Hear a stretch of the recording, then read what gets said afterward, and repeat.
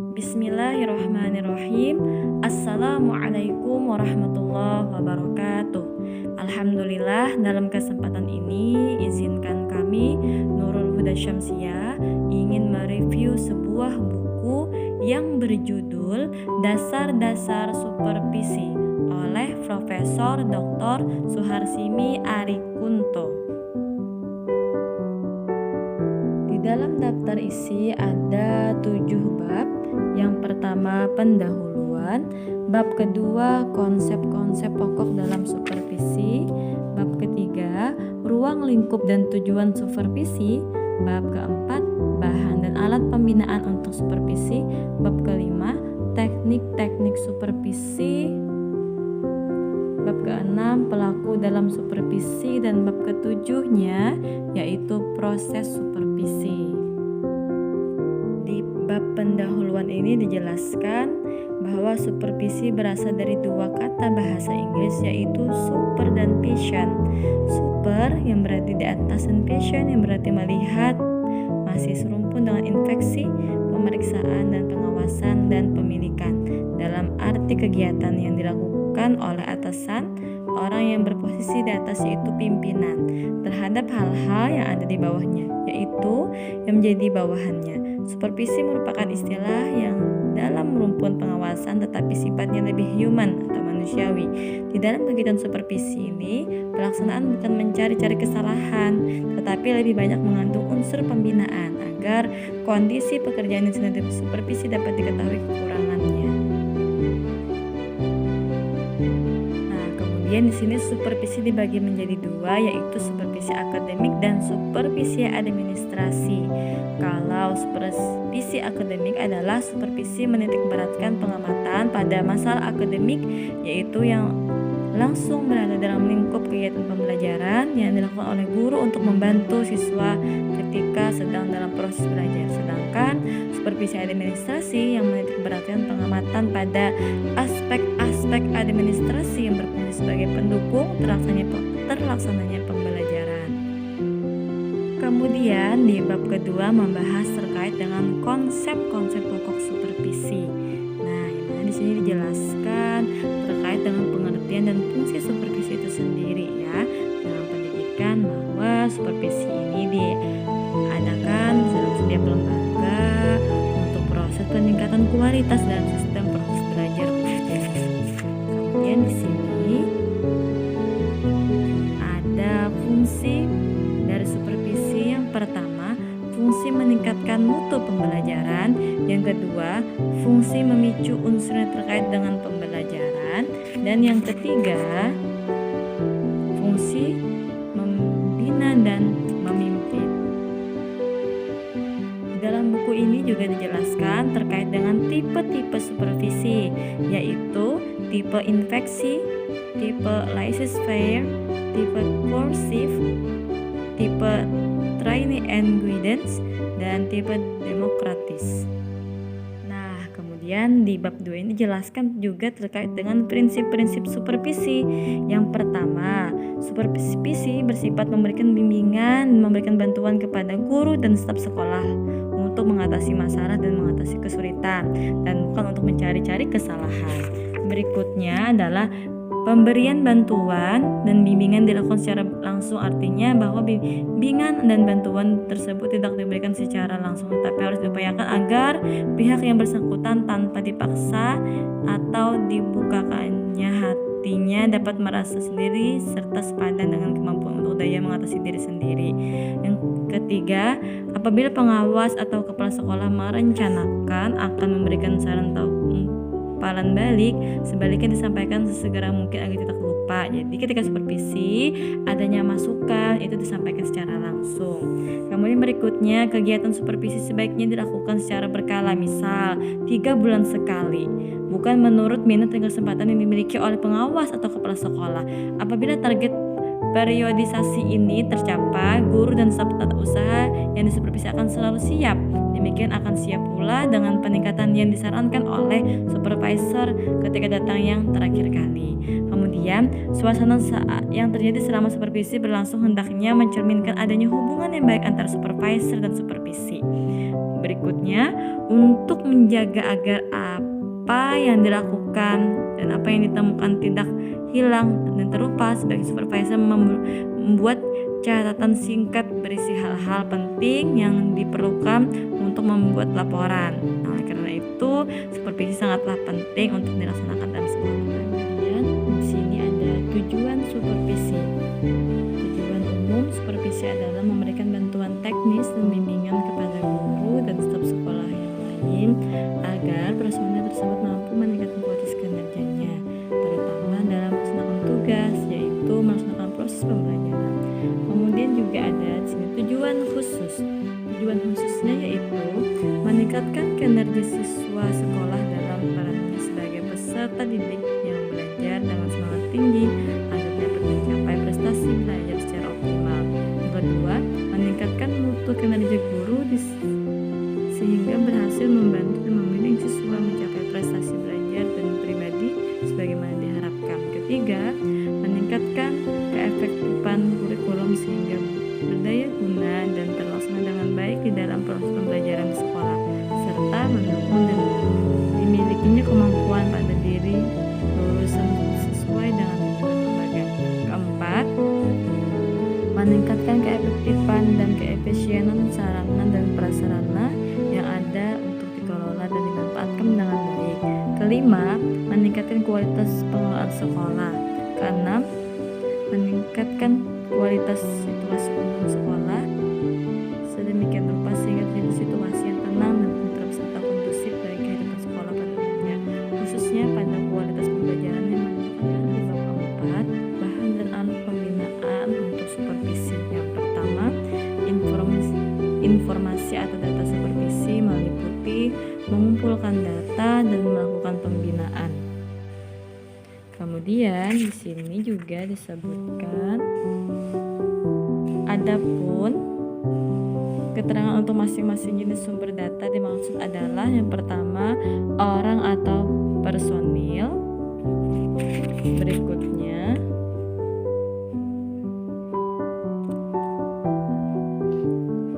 kedua adalah dokumen. Dokumen di sini dalam pembicaraan tentang sasaran atau sumber data ini bukan terbatas dan pada buku-buku pedoman atau arsip saja, tapi semua hal yang mengandung tulisan, gambar, tabel, bagian simbol-simbol grafis yang lainnya. Kemudian di sini ada dokumen tentang komponen siswa, antara lain pengumuman dalam rangka pendaftaran siswa baru, buku pendaftaran, buku induk, kleper, buku kelas, buku mutasi, dan lainnya. Kemudian juga ada dokumen tentang komponen ketenagaan, yaitu guru dan personel sekolah yang lainnya, antara lain buku induk pegawai, surat-surat lamaran, kumpulan surat keputusan, daftar gaji, daftar presensi, analisis materi program tahunan dan mingguan. Kelima, teknik-teknik supervisi. Nah, di sini teknik supervisi yang pertama, jenis dan teknik supervisi yaitu teknik perseorangan, kemudian mengadakan kunjungan kelas, classroom visitation, mengadakan observasi kelas-kelas dan observation, dan mengadakan wawancara perseorangan individual interview. Nah, kemudian mengadakan wawancara kelompok group interview, dan juga di sini ada teknik kelompok. Yang pertama, mengadakan pertemuan atau rapat meeting, mengadakan diskusi kelompok, mengadakan penataran-penataran, dan seminar. Kemudian juga di sini ada teknik dan instrumen supervisi, yaitu ada beberapa mode pengumpulan data supervisi dapat disarankan kuesioner atau angket, wawancara atau interview, pengamatan observasi, dokumentasi, tes, diskusi terfokus, kunjungan rumah, dan seminar lokal karya. Kemudian di sini ada teknik dan standar penilaian supervisi. Yang dimaksud dengan standar atau tolak ukur adalah suatu kondisi tertentu dan optimal yang diharapkan untuk dapat dicapai oleh suatu objek yang diukur dan dinilai. Dari makna kata optimal tersebut adalah dipahami bahwa kondisi yang menjadi perbandingan baik kondisi aktual suatu objek dengan kondisi terlebih. Kemudian mengapa perlu ada standar? Standar penilaian diperlukan oleh supervisor karena bukan hanya satu orang untuk menyamakan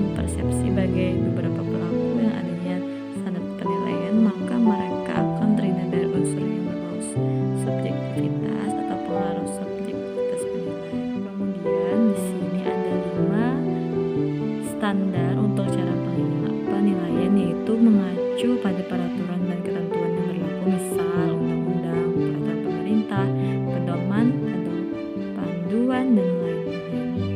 Kemudian mendasarkan diri pada teori atau konsep yang sudah diakui kebenarannya dan menerapkan dalil-dalil atau teori yang terdapat di buku-buku pengetahuan. Ketiga, menggunakan hasil penelitian yang sudah dipublikasikan sendiri oleh penelitian, misalnya lewat perpustakaan. Keempat, mendiskusikannya dengan kelompok yang mempunyai kemampuan atau keahlian sejenis yang diperkirakan sanggup memberikan pendapat atau pandangan yang tajam tentang objektivitas bersangkutan. Kelima, memikirkan dan membuat pertimbangan sendiri berdasarkan pemikiran dan penalaran yang benar dan runtut yang dapat diterima oleh akal sehat. Proses penentuan standar dengan cara ini dikenal dengan istilah standar karena penalaran. Kemudian di bab 6, pelaku dalam supervisi. Nah, yang dimaksud dengan pelaku dalam supervisi yaitu mulai dari wakil kepala sekolah tersebut memperkarya data yang dibutuhkan oleh pengawas dan kepala sekolah sebagai pelaku utama kegiatan supervisi. Itulah upaya yang utama bagi pelaku supervisi. Nah, kemudian di sini yang kedua adalah pengawas. Seperti telah disebutkan di bagian pendahuluan bahwa akhir-akhir ini kegiatan supervisi tidak dapat berjalan sebagaimana dirancang sebagai alasan utama. Kedua, yang pertama kesibukan pengawas dan kepala sekolah. Kedua, latar belakang pengawas dan kepala sekolah yang seringkali tidak tepat dengan bidang studi diajarkan guru yang harus mereka supervisi. Nah, kemudian berikutnya lagi, ketiga adalah kepala sekolah. Di bagian awal tulisan dijelaskan bahwa sejak konsep lama supervisi bertanggung jawab atas pelaksanaan supervisi adalah pengawas dan kepala sekolah. Kemudian wakil kepala sekolah bidang kurikulum. Kemudian lagi wakil kepala sekolah bidang kesiswaan.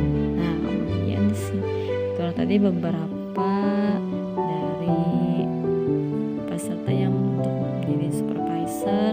Kemudian di sini keenam adalah orang yang terlibat dalam supervisi, yaitu wali kelas, petugas bimbingan konseling, kemudian petugas perpustakaan,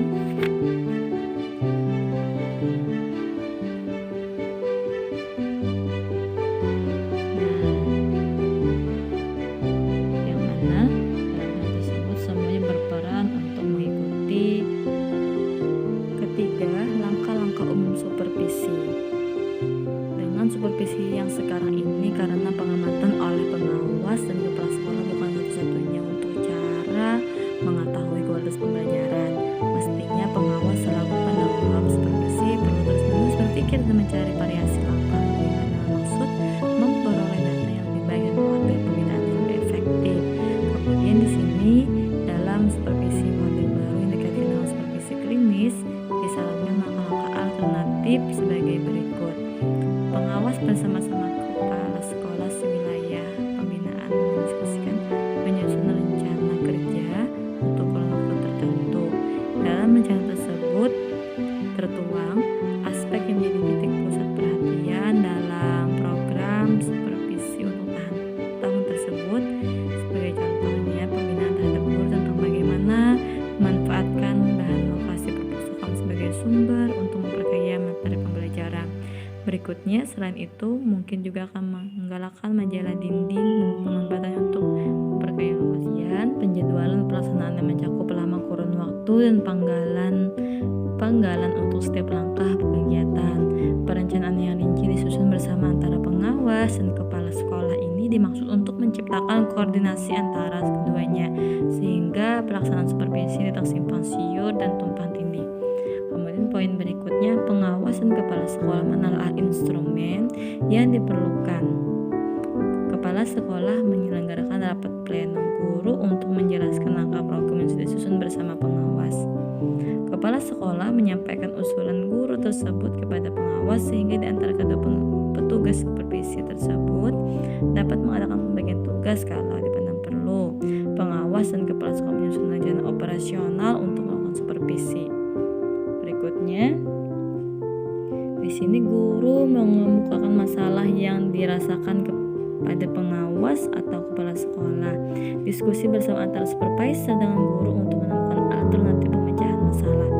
Guru mencoba mengatasi masalah dalam praktik, sedang supervisor dengan cermat mengadakan pengamatan. Sesudah selesai kegiatan mengatasi masalah tersebut, diadakan diskusi lagi untuk membicarakan hasil. Jika masih diperlukan, artinya masalah yang dirasakan oleh guru belum teratasi secara tuntas. Keduanya berdiskusi lagi menentukan alternatif. Berikutnya, pengawas dan kepala sekolah bertemu kembali untuk membicarakan pelaksanaan rencana yang sudah disusun pada langkah awal. Nah, kemudian di sini bagian mana sudah harus dituntaskan, itu bagian sudah dapat terlaksana dan bagian dicatat untuk dapat diterapkan lagi di lain waktu dalam kasus yang sama atau mirip. Kemudian bagian yang belum terlaksana didiskusikan untuk mencoba alternatif lain atau diagendakan untuk disusun rencananya untuk tahun-tahun lain dan harus di tahun berikutnya. Pengawas dan kepala sekolah menyusun laporan tentang pelaksanaan supervisi untuk lingkup wilayah yang ditanggung jawabnya pada dinas pendidikan pada tingkat terakhir, yaitu rangkuman. Yang dimaksud dengan proses supervisi adalah semua kegiatan yang dilalui ketika kegiatan supervisi berlangsung. Yang diterapkan dalam proses tersebut bukan hanya dapat tahap terlaksana saja, tapi sejak proses tersebut dirancang. Kedua, model supervisi yang diunggulkan untuk dilaksanakan adalah supervisi klinis karena memiliki keunggulan dan untuk pengawas sendiri, guru, kepala sekolah, dan staf sekolah lain-lain. Dalam proses supervisi yang diutamakan adalah adanya kebebasan antara yang mensupervisi dengan yang disupervisi dan adanya penghargaan sebagai manusia bagi pihak-pihak yang terlibat. Dan poin keempat, setelah data hasil supervisi terkumpul, perlu dikenal dengan cara menganalisis data setiap komponen kemudian disatukan untuk semua komponen. Letak aspek yang membangun komponen adalah komponen atau indikator dengan nilai yang masih rendah. Alhamdulillah, itulah tadi sedikit review dari dasar-dasar supervisi oleh Profesor Dr. Suharsini Arikonto yang telah dijelaskan bahwa supervisi ini tidak hanya untuk menilai kekurangan yang ada pada dalam sebuah lembaga atau guru yang dinilai, yang disupervisi, namun juga bagaimana kita bisa mengetahui kekurangan tersebut dan juga bisa ditingkatkan dalam kualitas proses mengajarnya.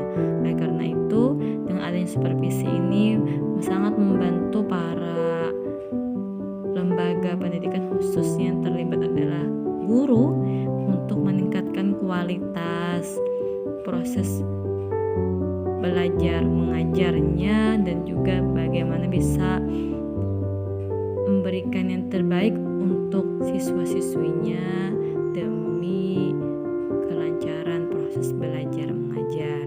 Dan juga di supervisi ini membantu kualitas guru dan staf lainnya agar bertambah inovatif, bertambah kreatif dalam proses belajar mengajarnya dan terus semangat demi mencetak generasi-generasi yang cerdas dan akan menjadi pemimpin masa depan nantinya. Demikian untuk review buku dasar-dasar supervisi Profesor Dr. Suharsini Arikonto. Semoga ada manfaatnya. Mohon maaf apabila ada terdapat kesalahan dan